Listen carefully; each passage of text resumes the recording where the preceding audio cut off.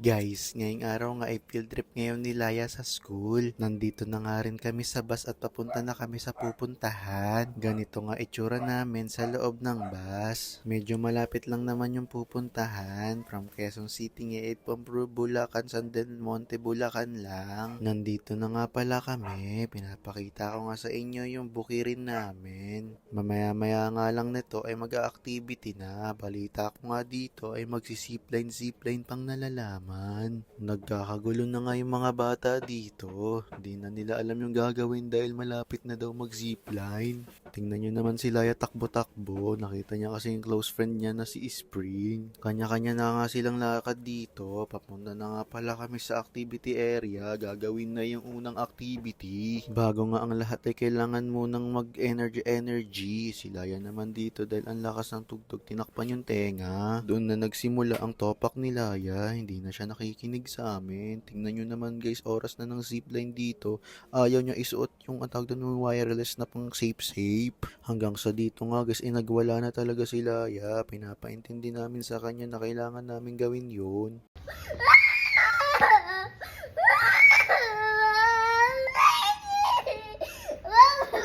Baka sabihin nyo guys, dapat hindi namin pilitin si Laya mag-zipline. Pero guys, tinatopak lang talaga yan. Alam ko yung mga gusto at ayaw talaga ni Laya. Kaya hindi namin yan pinipilit. Ako nagtotopak-topak lang yan.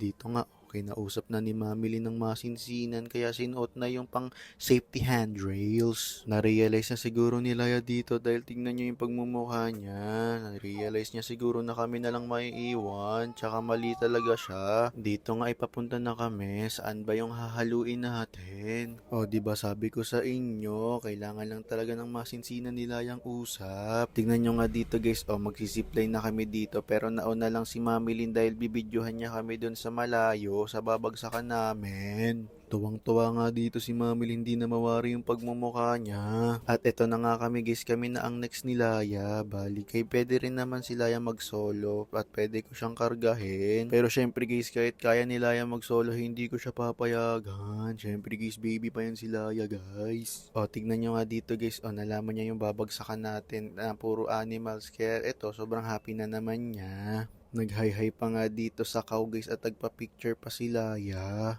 Nagulat nga rin kami dito ni Laya dahil sabi ni Mami picturean siya, sumampa ba naman dyan sa bato. Tapos ito nga guys dito, magpapakain nga pala sila mamaya ng chicken. Ito na nga yung sinasabi ko guys na magpapakain sila ng chicken. Tingnan nyo naman si Laya, marunong talaga siya. Syempre guys, sa likod kasi ng bahay namin ay may chicken din doon. Pero first time niya lang talaga magpakain. Next activity na nga to guys, tingnan nyo para silang mga soldier boy dito guys. Sampa-sampa sila dyan. Go, Laya! Let's cheer Laya! All together! 1, 2, 3, go! Go, Laya! Louder! Go, Laya! Louder! Go, Laya! Hey! Go, Laya! Go, Laya! Go, Laya! Hey! Go, Laya! Okay. Nako talaga guys, ito talaga yung pinakagusto ni Laya. Siguro guys, gustong gusto nila yung na-challenge yung kanyang buhay. Yung parang mga tipong-tipong yung papahirapan siya. Nasabi ko yun guys dahil tapos na siya nung una, bumalik pa siya. So ayun nga guys, ang galing talaga ni Laya dito. Sabi niya pa nga sa akin dito guys, is para daw nasa Squid Game daw siya. Sa bagay guys, totoo naman dahil yung may mga box ay minsan alternate na wala. Ang gulo ko. Last na nga dito guys, ito talaga yung nagpahirap kay Laya. Hindi niya siguro talaga kinaya dahil minsan bababa talaga siya ng floor. Dito nga kasi guys, puro gulong lang yung sasampahan mo at tiny lang yung hawak mo. Pabalik na nga kami dito guys sa kanina naming tinambayan. At ito guys, para lang kami dito naglalakad sa kawalan.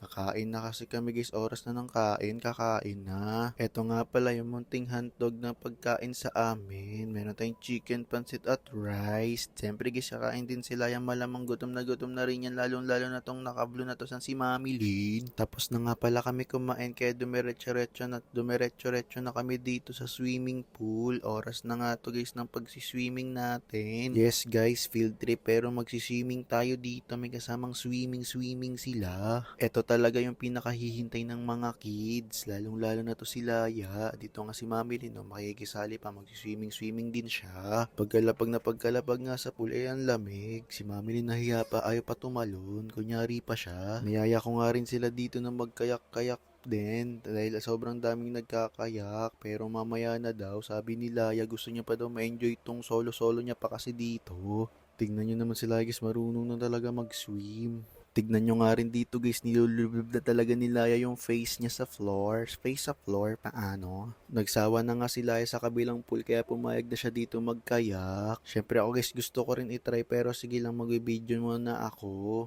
Salitan na lang kami mamaya ni Mami Lynn, ako naman yung kay Laya at siya naman yung magbibideo. So yun lang guys, picture-picture at video-video lang kami dito. After din neto guys, umuwi na kami. Bye!